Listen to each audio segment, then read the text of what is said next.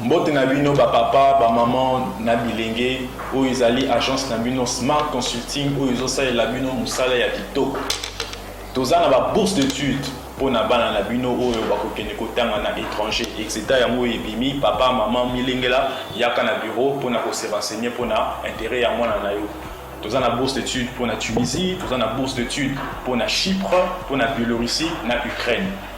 Pour na ba nyonso bazana posa ya kosala tourisme na Schengen, na Canada, na États-Unis, na Turquie, boya tozosala la bino assistance visa na $500 ya pamba. Ata yo mutu oza commerçant, ozana posa okende kosomba biloko no na Turquie, na Chine. Vous avez posé au tour à Dubaï, il y a qu'un Smart Consulting, Tosalo Moussala, Yakitoko, nous avons toute une équipe de professionnels qui seront là pour vous assister. Le numéro de Nabiso Zanase, Bobin Abiso, Panaba, O Union So Balingi, Kokuta Nabiso, Bayana Bureau, Tozana, Commune Lingwala, l'avenue Nyangwe, numéro 269, arrêt à Sanef, référence Kinmarché.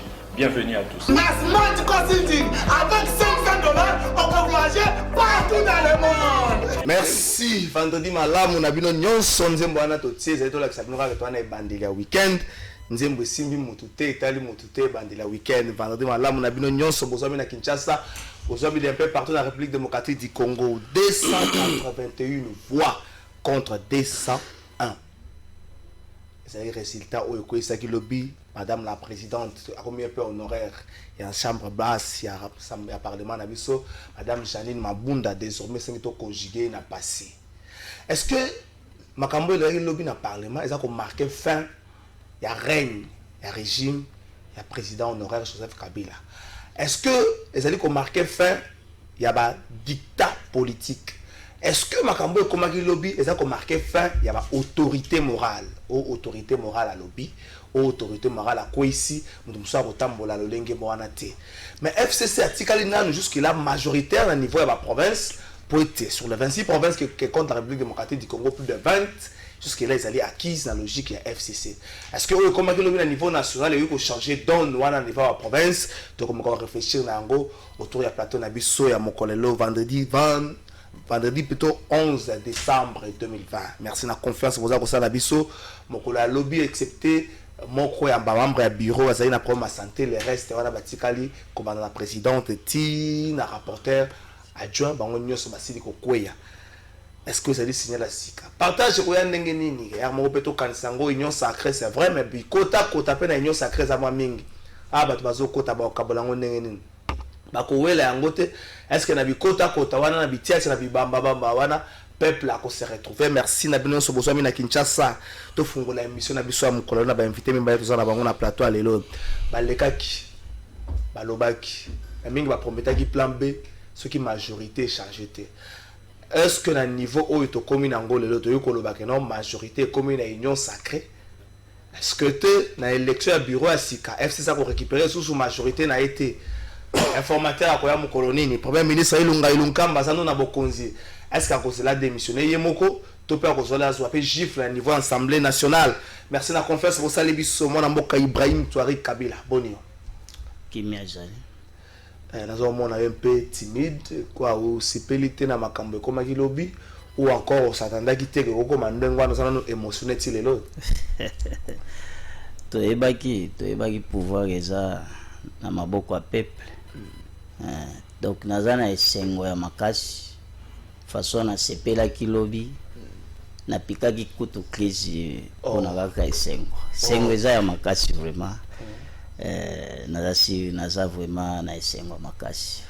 Merci Ibrahim Toza Rosongila avec Pascal Mukuna olaka ki plan B ce qui majorité changé té lelo oyo bon tout le ballon peut être que majorité changé parce que les années d'élection à bureau ba mususu balobi la manière de conduire les débats, la manière de faire bouger les choses, la manière de fonctionner de Kojani Mabuna Tam tous yango des zéro c'est ça va député mais rien n'est pour jusque là que majorité est bougé avec Pascal Mukuna Bonio. Non, le bon moi même yo moko en retard. C'est-à-dire que tout cela qui n'a eu une émission. N'émission que trésor Zamba Kosakate. Zamba ibisenga ke bakukwei. Pe na telemi na lobi yango na moma bato to bazali ko banga que majorité na bino kokwei coalition kokufa na côté de prison. Pourquoi le bibongo? Les lois que tous loba, tous celui qui vivre accomplissement. Au moins, le président côté le côté Diemboka na maboko na Nzambe, parfois il ne comprenait pas. Au moins, bato mukiliba muna kanzambu ngire azamusika. Dieu est tout près de nous. Il suffit que kabato se confie pas na ba. Na l'air bandeko ba moni. Zambache en face na bango serviteur de Dieu. Pour na koyebisa bango makambo, il fallait besoin en compte. Besoin en compte tout parce que tu mets ça na. Ah vous mettez ça na. Même yo, soyez bien vu qu'avant ça na bandelon. Mais oyeba maintenant que c'est Dieu qui est en train de l'utiliser, c'était difficile. Nini na lobaki et salamité. Tout ça qui est mission na Ibrahim nanga inayo. Otoni biso. Bon, ce qui majorité soit mité. Tu sais qu'on est majorité ko zoama.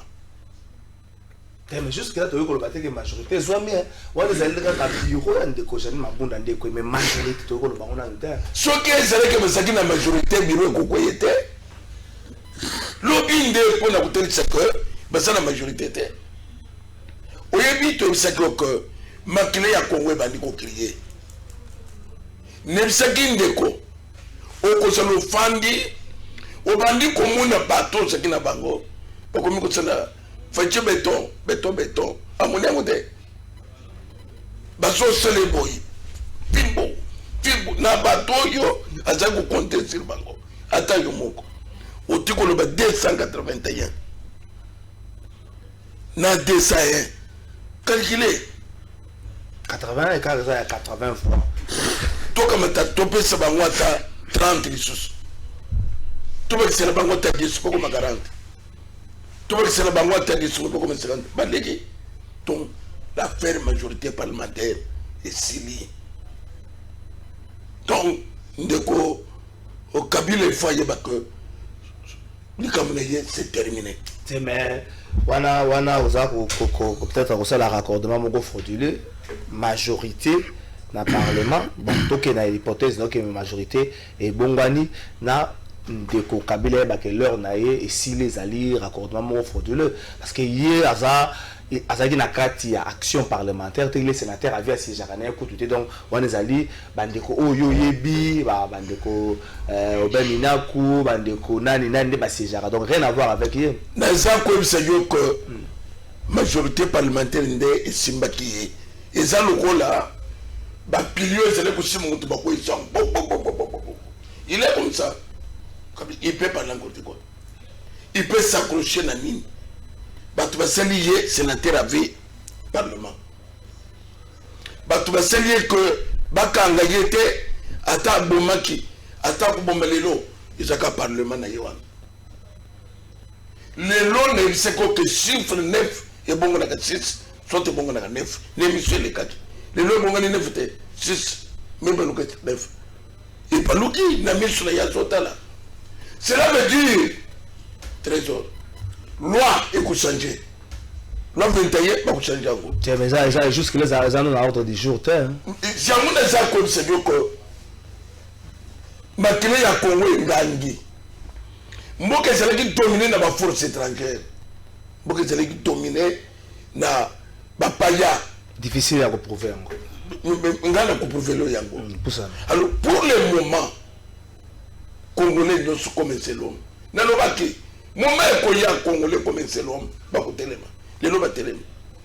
Ce que c'est que loi 21 qui d'ailleurs le Camboya sénateur à vie ils aussi non wana ezali quoi affaiblir bato o bazao kamabis bazana destiné à mboka pendant un temps il faut peut-être koluka ndenge nini ko bongola ko réduire certains avantages sur une groupe ça makalis non mais kolobake les kamba sénateur à vie si toujours ko affaiblir bato bako bazana destiné à mboka ngana bizali comme c'est yo que et koki ko sénateur à vie na kili là on a pas de ça c'est Bandila Kabila et il est le tout premier président élu démocratiquement ou Astiki Bokonzi c'est simple nana Tiki Bokonzi to komi na nyoso solo ya Tiki Bokonzi ya monaki biso ba sobat ya monaki ba congolais lokola marche pied ya moneki ba congolais lokola tout moi makatisa na ye ya koyo ko zokusana kundenga lingi moto ye 97 akomisi mboka ya ye tout ya ye c'est-à-dire que moto sana ilobate na 97 depuis 97 mboka komi ya ye de n'importe quoi trésor. Donc ça m'a prouvé le contraire. Même à on est là à cause de la sécurité de la Nangaï. Honte à toi. Soigne yo. Oh. Congo yango. Yango contre les choses. Tokotala makamune osama na Assemblée nationale pour bituma makasi les élections à nouveau bureau ndeko Ibrahim.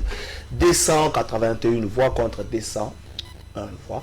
Et ali résultat ko ici ndeko Jeanine Mabunda. Est-ce qu'il faut tout le baquer? Et ali souka. Il y a Rennes, il y a l'ère Kabila. Mais dans l'ère Kabila, il faut qu'on soit dans sa globalité, l'ère Kabila part de 97 à ce qu'il faut toujours un petit lobby, et ça souka l'ère Kabila de 97 à 2020. Maître Ndeko. Tango zoloba l'ère Kabila, zo comme ça mingi. Biso ba Kabila to tikaki pouvoir tango papa na biso akufaki. Aneza débat mususu. Oui. On a débat libota. Et là on a biso wana eza débat libota te parce que ozolobela Kabila ezo tia biso nso na kati. OK, eza na ba vrai Kabila na ba faux Kabila. On a débat libota. Eza na ba vrai Kabiliste na ba faux Kabiliste. So otali ba compagnon ya Mzee Laurent Désiré Kabila mingi baza lisusu te na ba gouvernement oyo. Bokoma komona kaka batu moko okutu bazalaki na etende bazo continuer. Yango tina na ebisio yango wana. Pona kozongela isu na question na kozongela na ngina loba muke makambo papa évêque ya lobi. Soka lobi ke makambo ya sénateur ya vie kosila. C'est pas dire que sénateur ya vie ako ekozala ka te kozala. Mais ba ordre oyo bandai ko pesa ordre mal donné ekozala ka lisusu te. Balingi basala makambo voter loi moko ya bien tant musupona ko futa ba fonctionnaire ya l'état ou bien gratuité et enseignement okoyoka autorité morale benga lobi boleksa loi wana te na sens wana nde papa mukuna alobeli makambo ane kozate nazongi na question otuni ngai eloko na koyebisa OK pouvoir mboka na biso ezalaki occupé na ba étranger. Tout le monde qui a besoin na armée, na biso ya forces armées de la République, et ça na ba étranger ba généraux. Tout le monde yango. Bon, lelo eloko ko sala biso esengo mingi ezanini. Na ba élection nyonso uti ko leka wana elingi ko laksa ke congolais avandi amitali alobi non. D'abord ebandaki na peuple congolais. Pona ba député na biso oyo bazongi na ngambo ya peuple babandai ko ebate ba mususu balobeki ba député babangi chômage ne mokonza moko alobaki soki non na kozongela bino donc babangi comme tel chômage te mais eza problème ya makila eza problème ya mboka bavandi bakomi komituna nga na uta wapi pona FCC po nga na benga kango fait commun pour le Congo. Donc basangisi ba moto nyonso ya makasi po batumbela ngo Congo. Bavandi batali ba député ndeko eloko nazolo beza mutuya. Ba bi mais non, avant FCC zwa biso, avant ba parti politique na biso zwa biso. Mais ba ebaki ke tozalaki na ba base na biso. Siko ba base wana nde salaki ke bazwa biso bakoma na posa na biso po ndenge ndeko zali kaka bazwa kaka ba okoma député ozata na base te ba ozwa te c'est que ba ebaki ke député o soki tozuye lokola za na base na ya ko sensibiliser base ba ko voter pour biso président de la République ndo monaki bazaki na posa ya ba député wana metango ba député bavandi bazongisi mayele na baona sima ba bi non mboka nde tiaki biso awa il faut tozongela makambo ya mboka ndo monaki ba député basalaki eloko oyo esengeli bravo na ba député na ba oyo batikali nanu baza kolota tosengi na bango bazonga baya na ngambo ape ndeko epai wana zo banga te ke to koma na pensée unique ebi ke opposition to contradiction ça la contre pour permettre à ce que ata sika moto azokanisa ke makanisi ne kaka ndeza malamu soki muninga rappeler ke bala le kambona a kozonga na maele na gasi ndeko na ngai opposition eyaka tangu nini opposition ekomaka tango opposition ekomaka ezalaka ke tango moni gouverneur par exemple alobi Kinshasa bopeto mais bato misusu ou bien population azomona ke bopeto yango mpe eza te akosala nini akobanda kosala bamarche banini nde ntango opposition eyaka wana eza te mikolo nyonso kovandaka kovandi na malgré makambo ezokende malamu yo olobi opposition non basalaka opposition contre eloko ozomona eza mabe ok c'est pas dire que comme excuse na continue na Kiswahili il faut la comprendre oui.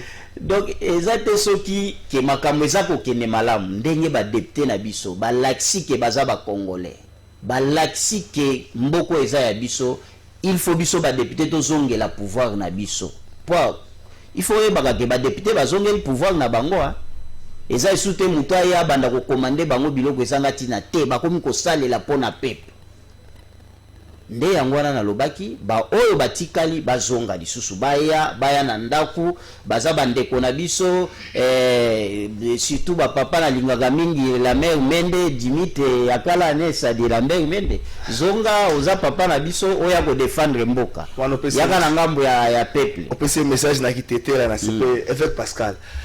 Est-ce que makambo ko magilo bito ko bazali fin ya eloko to bande ko benga autorité morale?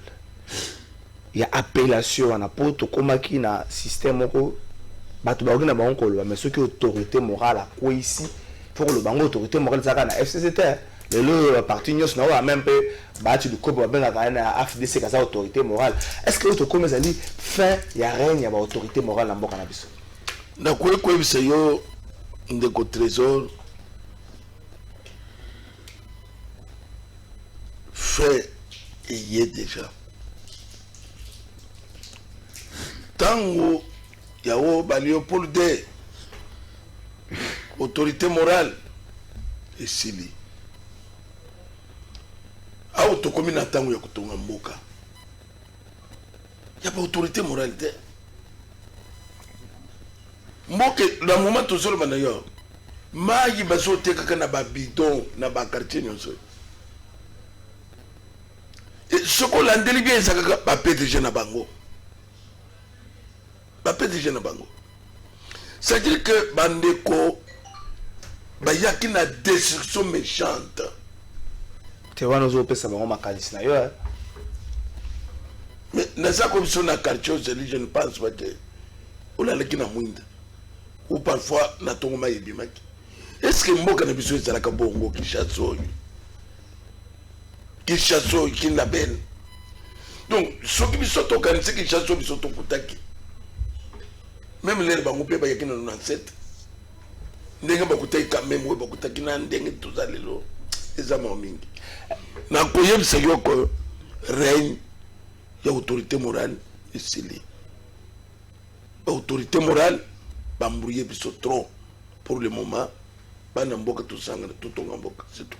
Est-ce que makambo comme lobby ezalité ba député ba bangi chômage comme konza moko ba bagi soki majorité zo mité na kozongela we mokonza moko comme ça promettre na kozongela bino ba zo yabi zaki tango zo zonga makambo na koloba ba député ba bangi chômage yango ba tchiwana mais na mitema na bango tam tout majorité changer té non mokonza ba député ya FCC non mokonza mboka lobaki c'est vrai pona nini parce que mona kindenge makambo ezokende mais conscience ya bana mboka esali engaka ndeko Ibrahim Utikoloba conscience ya bana mboka esali ngana tuna ki député moko donc vraiment pour Nabino vous avez choisir Kabila contre le peuple congolais donc tout ce que Bino vous sal ils a taillé sur Kabila so Kabila ngo boyemani ne wapi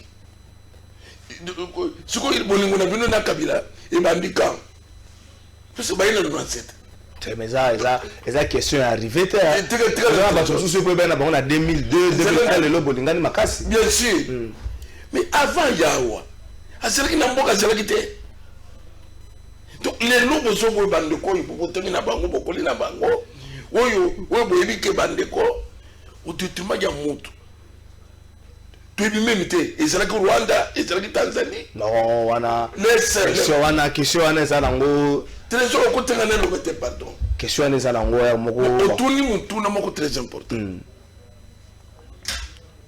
ya ba député Kabila yaki na député te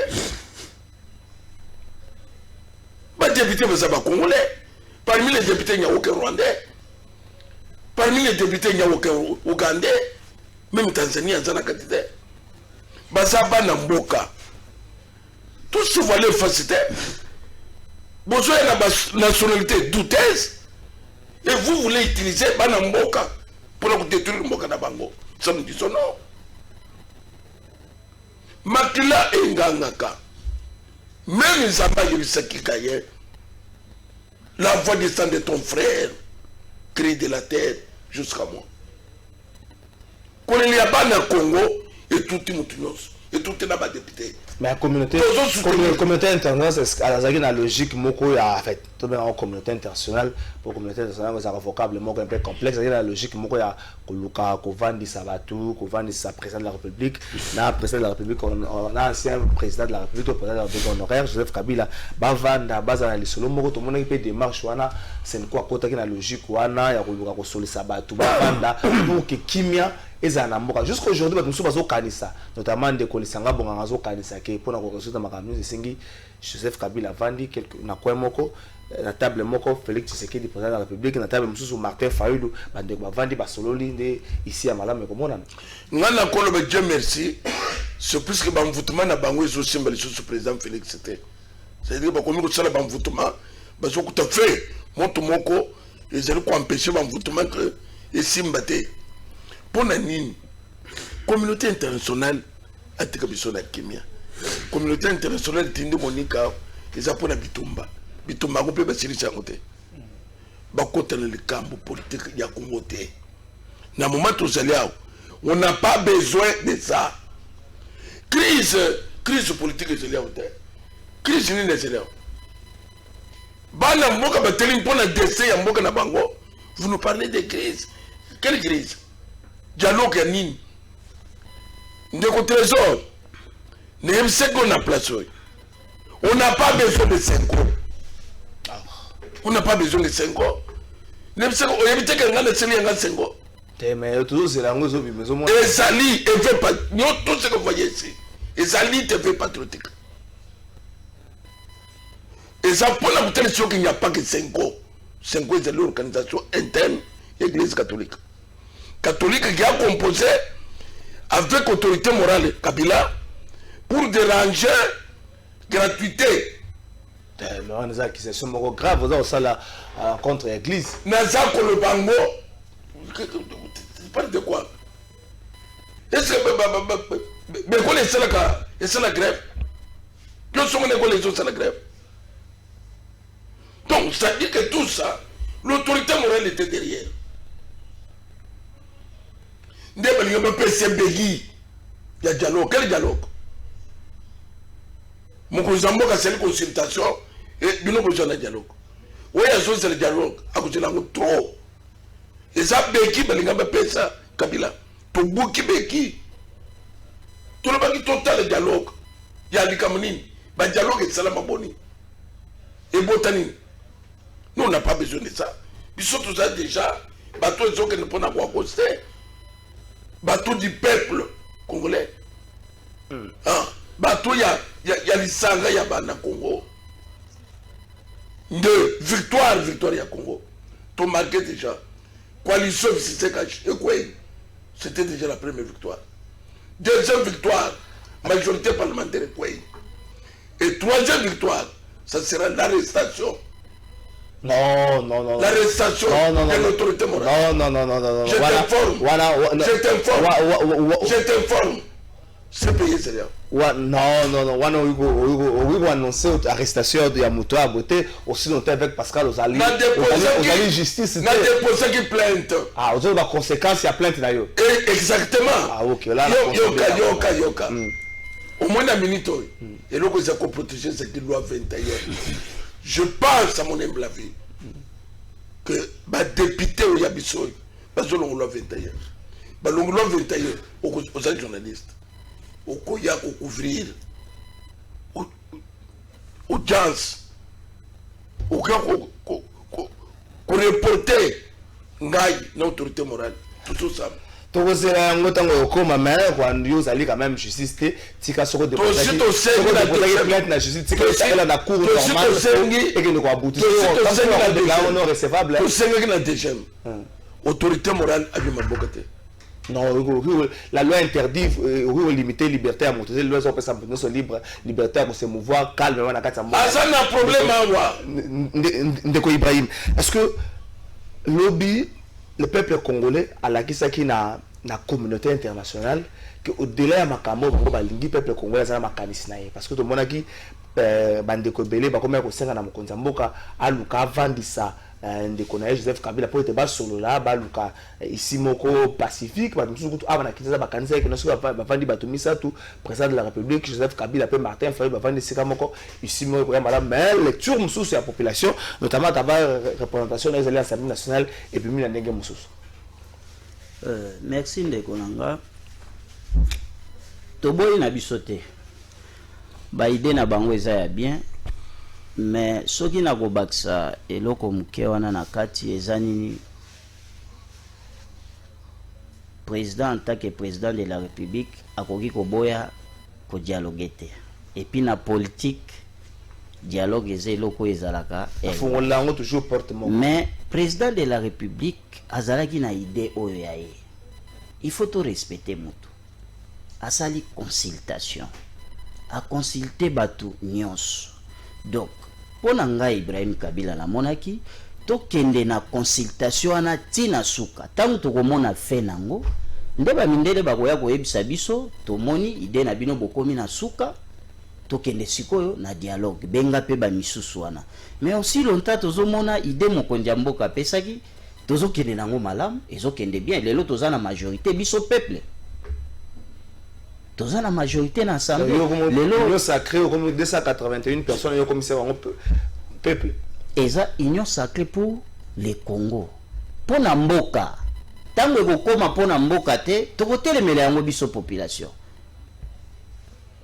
Le col va lobby et ça Mboka, oui. Tout ça, au moins, on a besoin de la population. Et ça, on a besoin. Parce que tant que vous avez lobby, maman Mabundi à Kwei, au moins, la population nyonso ndenge basepelaki Congo mobimba biso tozwaki ba appel ti libanda donc loko ezali wana batika biso to kenenano na consultation na biso ndenge tozokenango na moni eza kobota bambuma ya malamu lobby ekozala isusu tokende pe na Sénat tosilisa makambo ya Sénat kamwa désordre elongwa eza na problème te ko eza na makambo ebele oyebi soki nazongi sima eza na mama nanga moko sénateur sénatrice ba lobela ke makambo moko eza digne te ya kolobela mama lokola donc babiloko wana pe photo landelango babongisaki yango na kati non bakoki kobongisa yango ba pardon esenga oyebi bokoki kobongisa ndeko toza ba chrétien en solo bokoki kobongisa mais il faut bokende devant justice boyebisa to bongisaki pour lelo pe mama ana akoki kotambola ayoki bafingi epa mwana moko esali epasi mpola likambo wana lisusu azongi alobi non il faut nakende na justice alakisa ngai ya solo donc tozoloba makambo ezali toza avancer bien totika tokende nanu na makambo tozokende nango parce que soki balobi dialogue président sa banda ko dialoguer na batu banda kala président Fati abengi combien de fois nani mutu na bino ya kinga kati po aya ba dialogue bazo comprendre yete atikeli bango 2 ans maintenant bango pe batikela biso nanu 2 ans ou bien 3 ans tokende na una consultation na biso nde soki esimbite tokoya kozonga na dialogue nde loko na ngaki na biso yango. Merci de Ibrahim na ozongela mais faut ba que FCC jusque là ça continue aux na majorité na niveau de province la province est tika na la FCC parce que sur les 26 provinces auto na ngwa ça plus de 20 provinces ndeko na ngai bobanda koloba boza na majorité awa na Kinshasa mais tomoni yango lobité tomona kité donc ndenge kaka tozoloba boyeza na ba province ba député nyonso basi bazongisi mayele na bango pona kotonga mboka baza wana isute po ba servir mutu bazui pouvoir na bango ya ba député bazongisi yango na nzoto yango wana omoni na lancer kutu appel na population. Donc il faut to banda ko sécuriser ba député na biso na chaque commune bazali bitumba o bazo bundeza bitunto uti ko zanga sénateur nani isanga Lola Kisanga tozangi kaka po ayengambo ya peuple. Non wana okoki kosala accusation ante de Ibrahim. Non wana eza accusation te na lobi to uti ko zanga ya kufi awuti kotika biso mais totangi mutu te bakete ezali tokoyeba yango na biso peuple il faut tozala éveillé to banda ko sécuriser ba député na biso ata azotambola na mutuka na yo moni nungu yeli boyebo sécuriser même na banda kuna bango parce que tokoko tika bango boyete baza na danger faut to sécuriser bango toza biso nyonso ba congolais na bango na biso ba député na biso peuple to ba congolais avec Pascal Mukuna majorité tika na niveau ya province so to ndimi na logique na bino que majorité na niveau assemblée nationale changer mais niveau ya province tikali plus de 20 provinces to ko même c'est pratiquement le to bango 24 provinces ezali acquises na cause ya FCC. Donc il faut pas to le ban to l'autre dans que FCC sil pour ba ko sala arrière base bango nyos ba ko sa république stratégique bango nyos na province le but ko ba ko matela biso na niveau national to ko mona toujours FCC ko majorité kaka ndenge ndeko Ibrahim auti koloba lukuta c'est lukuta tozali koloba que bazana majorité te eza majorité fabriquée le loi monente bakamba na yebisa ko bazoka mboko lokola ba yeli chapeau bako bakami mboko lokola ba politicien te c'est pour ça les hommes baza ko se retrouver na rien bakami mboko lokola ba cartel ya drogue toboma tobeta yoza machete zela yo manda pesila yo pose elite na tigolo loba pona nini kaka ba machete o machete tina appelé du peuple donc bango bakami mboka ka soki muto zakani botindele mutuka et tout est balo ba accident bokanga yebo tshana makala bo montele ya violer mwasi bo montele ya kina ba mercenaire l'air ya silisa ke mission balo bini criminel ya kala tout ça koluka ye. C'est comme ça que va conduire un bok. Donc tout le temps, quand on a un diamant, tout le temps, cobalt des andengeni, nous sommes basés que Katanga. Katanga y a politique de cobalt des abonnés, marchandise de fouet que les gars, et comme les Somalais, mais non pas un tigre comme ça, boka accueilli, zoka un commerçant, un homme d'affaires, ça n'a pas fait mais n'a pas de bis. Mais FCC c'est majoritaire dans la province. Nazo comment même majorité on a bien répété quand est-ce que majorité est na nini mais ba prouver ngote na moment moni na assemblée nationale ekweyi partout les lots bazana le côté et ça na gouverneur mon côté les lots à quoi malobi que naza muto FCC te baza belé naza ko msenyo gouverneur Kinshasa za discours wa nesi gouverneur Kinshasa za FCC yo kele ma ko papa gouverneur Kinshasa za mama bundo soki ba ko to fond mabunda loba akoloba na pemi na papa na tika na pemi pona nini ordre ko ya na tongo na no sele ngute muso ya na 12h ya 12h sele ngute ya na 18h na bureau na yeme mi photo ya président Félix ezalaka te ezalaka wana bato basoki ezalaki salle de réunion ezalaka mais toi le ballon salle de réunion ezalaka salle de réunion cause na photo mugusde photo na photo na donc ça veut dire que bango ba saleli mutolo baka que kabila bako sakaye ou bako sika bile trop non c'est lui qui trompe les gens c'est lui l'acteur bango ba saba pion pam mabunda lobi mabunda te el chapeau pam oh ilukamba papa ilukamba nasa ko bisa yo que akolo baka ki vu mon âge betikanga na kene kupema pona nini ba memi na politique sanga mutu na makolo ilukamba ministre ilukamba ba église style aye jouer na société azaki na ngona Lubumbashi ni SNCC mabunda aye jouer na nini yo ko zo bato ba jouer bato ba baby si makamnyos uya ko cho premier ministre uya ko cho na assemblée Kabila chaka bato ayebi que ba baby shamboka mais mabunda papa ce n'est de la vérité et émission ezali plateau de vérité. Est-ce que Mabunda a dans le Parlement? Nazaki élu. Et Lukamba a dans le Premier ministre. Il Lukamba c'est lui. Si ce n'est que Baondria, Bokale, le ministre Nyon Sakabiloy, il y a qui peut empêcher le président Félix Sassala Moussala. Mais ce n'était pas que Moussala. Moussala n'est pas ça. Le ministre Moussala Moussala Nini. Moussala Nini. Moi qui bloqué sur tous les plans. Comment Moussala? Quand on a dit que Moussala est bandit. Moussala est bandit. Malobo président le baki Moussala est bandit. Comment Moussala est bandit? Mais malobana père moko ba tout bazomona ngo le roi pour kozamboka fa senga la population pardon tant le musale bandé après 2 ans donc na 2 ans na lekisi wana yemoko za osalini mais 2 ans 100 jours ezaki payer moko FCC akotaki na quantité 100 jours trésor tozo silaté trésor on payer tout le bagage FCC pesa 1 minute na peso 1 minute na peso 1 minute 30 na ça comme ça que le gouvernement est servi en décembre et nini ba poni moko za décembre gouvernement yé ezo ya kusala na septembre presque une année. Tu me parles de quoi? Tu me parles de quoi? Au moins Kabila, n'a pas comme ça que parfois vous allez Koloba. Et l'autre tout est là aussi.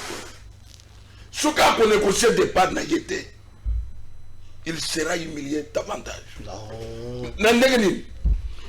Tout Congolais à comprendre c'est lui l'axe du mal. C'est-à-dire que, bah, président Tozoya Congo, président. Oyo tokozala soki tofandi tozoba nkolo landa ye ezaye kola landa pona nini kola landa e point c'est dire qu'il n'a pas contribué na bonheur ya peuple congolais tambe nani saki yo na tuna yo kaka même lingali ya pamba te mituna ya ngai mituna ya yo ka siko na yebisa yo même lingali ya pamba muto bolo ba congolais akolo ata lingali mbote na bino lelo na ye ko solo na bino Ibrahim Azali. Ibrahim Azali Belingalete. Comment est Kabilete? Donc, Azali est fort le Belingalete. Vraiment, il n'est pas le Belingalete. Vraiment, il est Lingala Poulou. Avec Pascal Moukouna. Yaba Congo. C'est la bande de Barana Air, moi, mingi, tam sous soye baguette. C'est quand on c'est Gando, bande de Barana Air, moi, mingi. Donc, parce que l'autorité de baguette, c'est la fin. Il y a FCC, il y a autorité morale. La cité de baguette, Basile. Tokanisa Congo, la nègre Moussou, mon bout à l'élat, on comprenait mon émotion, tout le temps sur FCC, une stratégie, une balle là, et puis tout le canal politique Moussou. Merci Ndeko. Naganisi fait un FCC, fait commun pour le Congo. Et s'il a déjà Bandakala, Mukoloto Votaka président Félix Antoine Tshisekedi Tshilombo. Mais, Babanda il faut comprendre te. To banda il faut te à bango. Bino, tana bino essaie l'équipe botika biso peuple aza na souffrance to salisa mboka ekende liboso. Ba comprendre kité et là on a voyé bisa OK na zongi pona na ebisa yo président tango alobi kisalume banda alobi on a retard à 2 ans après alobi na retard ba muso azomona ki na 2 ans na 100 jours ezaki mon PFC ça na quantité aza président de la République il faut appeler ça temps appeler ça qui temps a monique makambo ane ezokende tende ayaki tango ebisi biso kisalume banda bozo mona teke musale bandi ezaka kana place moko musale bandaka lobi mabundu azate si musale bandit pour centre ya makambu nyonso eza na parlement centre ya makambu pona yo lelo zwa salaire ya bien na esiko zo sala parlement pona lelo bapaya baya kotonga na mboka eza parlement yango biso peuple photo tia misu na parlement wana makasi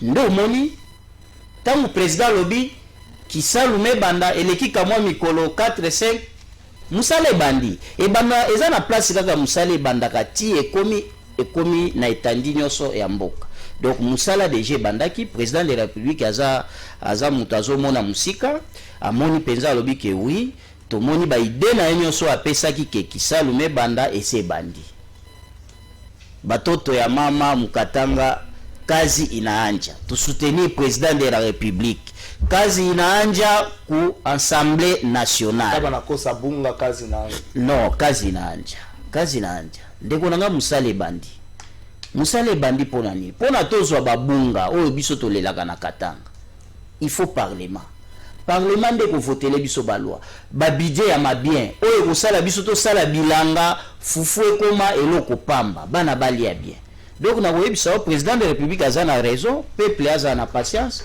Congo oyo toumeli 60 ans de souffrance ekobonga kaka na 5 jours oyo te donc tokende nango tobanda kobongisa esika moko olobi na swahili osantose mpe na bandeko Katanga fa to babandeko nyonso ya espace swahiliphone mais on dirait découpage ya ba province isunga penza ba congolais militaire soki totali na biloko wana asi na Congo le photo sa to kanisa to bongola mobeko po to sa Congo lisusu Katanga munene bandundu munene to Kasai munene to tika Kasai mibale occidental na oriental ole to kata ngo po ba kwa msusu to batana province ya Kwango bandeko baza ko kemba nakanisi pona ngai Ibrahim na kosenga na chef de l'état attaque garant de la nation mi pe na parlement azongisa eloko wana esalema bien et puis na kosenga na ba député na biso o baza na souci ya mboka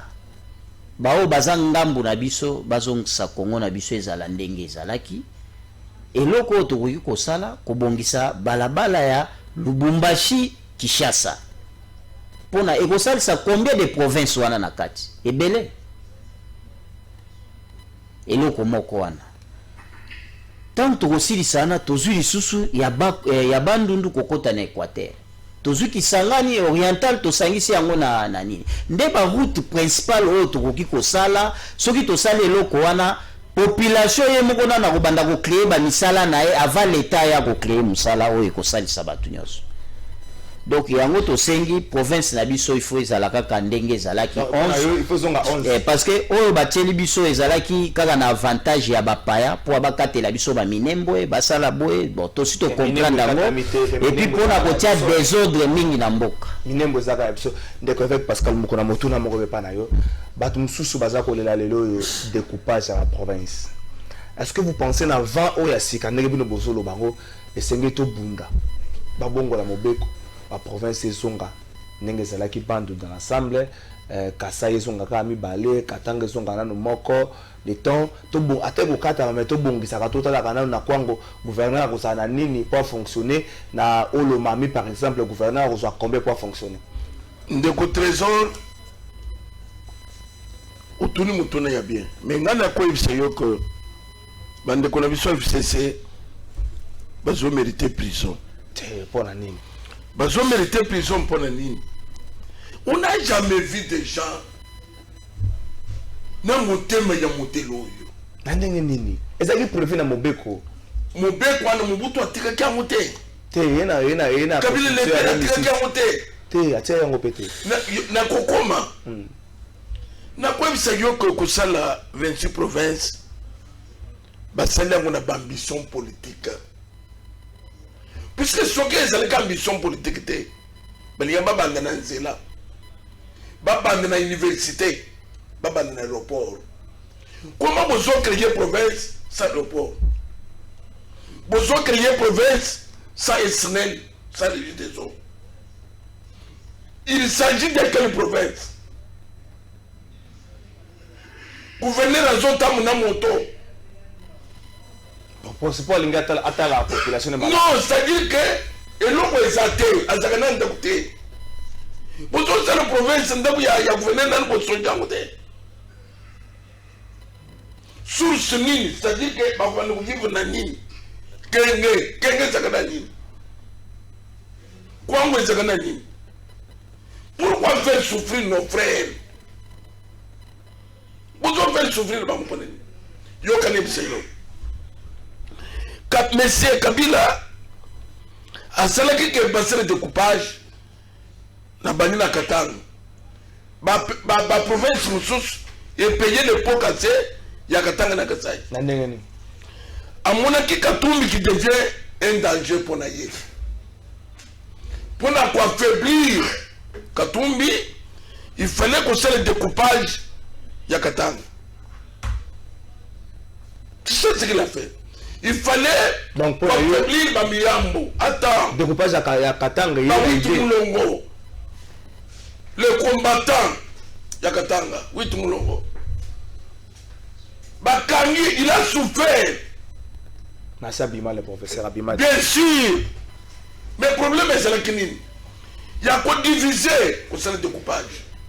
Pour affaiblir le bango. Moyen, il y a Bawod. Pour soutenir les terres. À combien de provinces moyen, pour soutenir à combien de provinces. C'est ce qu'il a fait. Mboujimaï, Zoa Gassa Oriental. Et ça, Moukebo.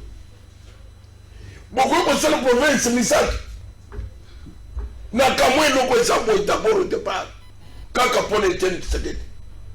Il y a que il faut tout panzango. Ba panzango ni kolo idepes. Là to ko panza to ko affaiblir idepes. Ba wo diviser pour régner. Diviser pour régner.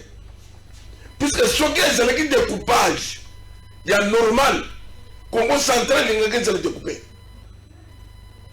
Mais le gouvernement a dit danger, moi, côté, il y a politicien, moi, Batika Moubimba.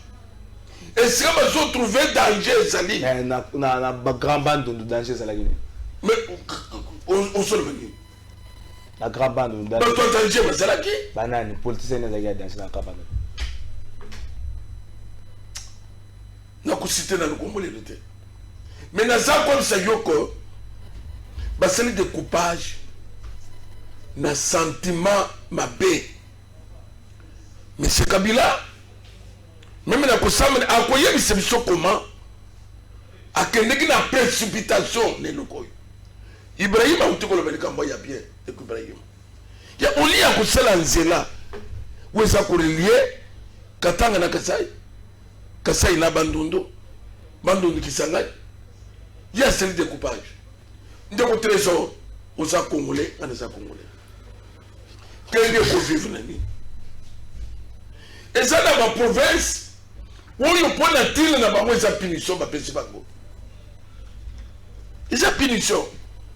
Parce que ça, les ressources de mon côté, pour l'angaï, la majorité parlementaire est basculé. Des accoupés ses forces. Bon voter boy, bon salaboy. Bon comme tu as 20 000 dollars. Basali. Le lot bazongi sa province. Dernier salaki 11. Ce qui t'ont koya bazongi sa province. Et y a belé. Toi bon sa mona. Comment zo qui dans la province moussous? Bon que la province là yo. L'avion. Si il y a la province, où est l'aéroport? Donc, tout ça, et ça, humiliation, Kabila nous a humiliés. Tout ce qui se dit, ce professeur, Totani Ming, qu'est-ce qu'ils ont fait? Bah, contribuer à la destruction de Mboka, puis la volonté de Moutoy. Kabila nous a amené les machettes. Tout le monde n'a pas machette. Attends. Vous avez la preuve. Moi, je suis en train de dire que ça va être machette, Pascal. Machette, c'est la PPRD. Trésor. La PPRD va poursuivre la justice. Nous avons comme PPRD, comme la machette, dans ma commune. Nous avons pas l'una. PPRD. Épreuve. Au monde n'a pas dit du peuple. Machette est bénie. Vous n'avez pas se prouver que Mouta a parti, ils sont pas là. Ça qui Mouta FCC, ça qui PPRD. N'a pas de Mouma wana ici.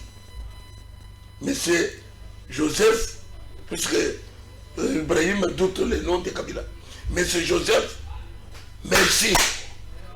Merci. N'a pas de service. Mais il y a pas de Dieu existe. Province et Kosonga Ndegezelaki. Et ça, humiliation à service. C'est une humiliation. Est-ce que vous bossez na pana zone de quoi Ibrahim? Est-ce que vous bossez na Sénat c'est la majoritaire?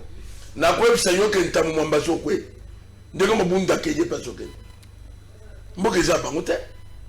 Mboke za peuple congolais. nous avons dit non. Tamu Mwambe, même à Fanny Nandako, il n'y a pas qu'au Zokende. Parlement, Sénat. Au Lagaga l'église, le premier ministre Tile Lo Azaka la Non, il Lukamba. Au Lagaga l'église. Après, il Lukamba terminé. Il Lukamba Bayo. Il Lukamba Bayo. Quel il Lukamba? Il Lukamba n'existe pas. Oh, Aza premier ministre que la primature au Koutanaï. Naza comme Seigneur que il Lukamba Bayo. Même si il ok, le Baka il Lukamba Bayo. Il fait le Bayo. C'est fini. Ndeko Ibrahim Kobanga msusu batu basana ngo zali ke na gouvernement plutôt na union sacrée bikota côté za moins mingi banzu bazo banga bato bakoti pour na union sacrée ba le rebelle to zo gouvernement ya 100 ministres pour ce qui s'appelle ça mutu nyonso ba député ne bazo bunda wana kise soki zaki no azo bunda balaka ki eboy bato bazo ya kota kise so bazo ya bazo kota balaka ki to se retrouver que non notre ba Congo ça recueillir na partage à gâteau Congo zongi so sima pour na ba intérêt personnel et primé le colon intérêt général en Mboka. Merci Ndekonanga. Nakanisi conseil na kopesa kaka na ba député eloko basalaki lobby ezalaki pona peuple. Bazalaki na intérêt moko te. Kwa soki bazalaki na intérêt balingaki balanda ba jipo ba prometaki bango na basani. Bon tozoyoka kaka. Mais batikaki makambo wana nyonso balobi tolanda peuple congolais. Nakanisi tango ekokoma pe na tango ba misusu bazala na gouvernement ya sika nayebi bako utiliser patience et puis bako utiliser intelligence na bango pona basala eloko wana. Na osenga na bango ba misusu bazala na patience ata soki ba aligné baninga misusu liboso to continuer Congo eza ya biso ba place pe ya ko se retrouver zebele pona to kamamboka na biso kende liboso. Eloko na ningaki na senga na chef de l'état en tant que garant de la nation,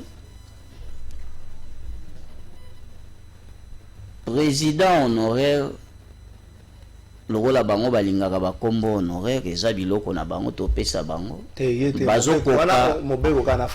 bazokoka kosala te lokola bakokaki kosala te totalaki na 2 ans oyo mabungi lokola azokoka te il faut totia epe akoma madame la présidente honoraire kwa kuna nde ya kosala musala bien.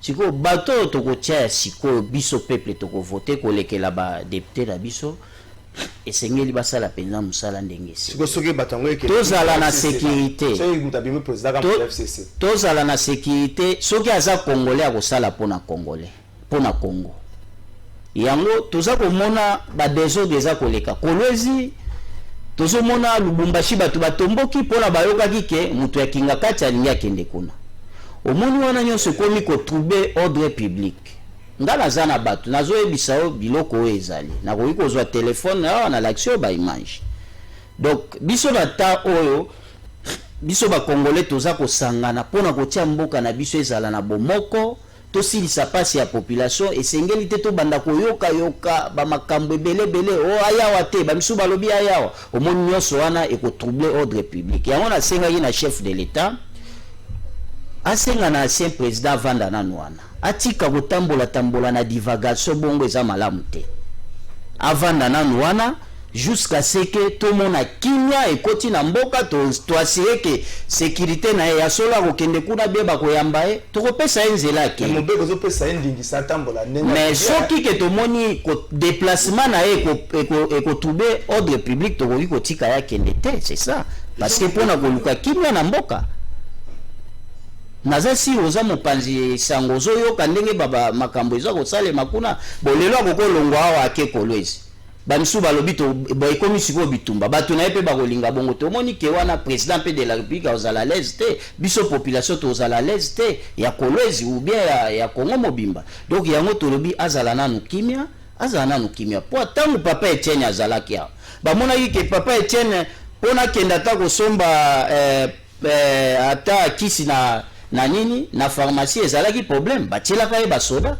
babi okobima te ezala nanu wana po soko obimi ekotrouble ordre public. Donc les mêmes choses tokosala congolais moko aleki bacongolais nyonso aza te so tomoni oyo ozosala ta lelo ngai soki namoni ke nakokende na kopesa des ordres bakoyebisaka Ibrahim vanda nanu okoki kokende te jusqu'à ce que tokomona sécurité ne kozala bien. Merci ndeko Ibrahim tokomi pratiquement na suka avec Pascal Mukuna soki mutuna o répondre na 2 minutes aussi soki to élection salami pour na bureau ya sika et que muto FCC Kande aleki yo au CD cher au tikela ngo bitaku au vandi mwa kimia autant pour FCC ko la kaza majoritaire et puis na gouvernement plutôt na union sacrée bi kota côté leke belé to se retrouver na sa ministre la poste au kabola bango ezate ko loka au ministre moko des affaires bonjour ministre moko de salutation moi te zape passer ba congolais to ka sangani mais eloko kabola ebo makabiso bo kaboli gato nazo répondre muke na oya lobaki simana na lobo omoni Kabila devient un danger pour le peuple congolais. Dans quel sens? Le déplacement plus que le pays qui est loi. Ok, mais bon le papa Etienne c'est là qu'il faut enfermer dans les méta ba tchena ba soda et c'est là qui démocratiquement c'est ça qui m'a écouté mais beko c'est là que quand quelqu'un devient un danger Kungu, celui Kungu, Kata. Gédéon, c'est toujours lui. C'est ça dit pas invention naie. Kuna insécurité, où sont les Kusani? Peuple kuna ça se soulever.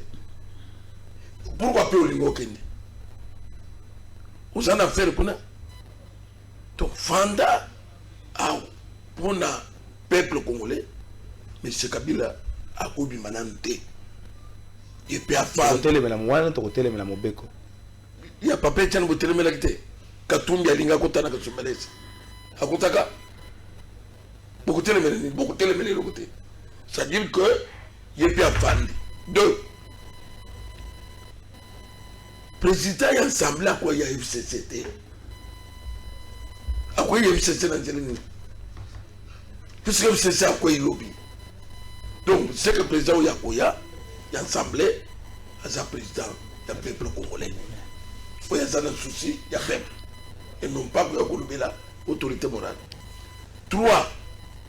Mais quand bien, quand tu as côté sécurité, tu vas y belé. Le problème est ça, l'union sacrée, et ça pour monter la boca.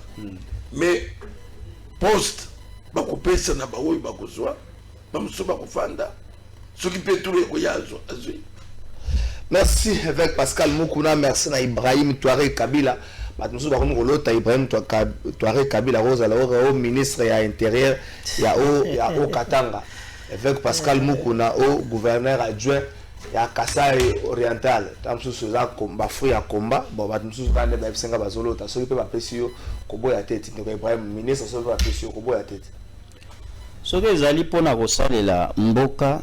Tokosalela mboka pour to soutenir le président de la République tokoboya te.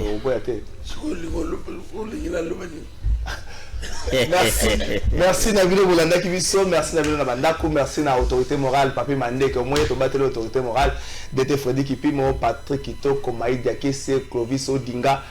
Merci Nandeko Jérémy, toujours pembeni ya papa. Bon week-end à Mbosa na Congo. Total angona l'essentiel Congo nde alonga même mutu moko te alonga. Qui me l'a voté à vie?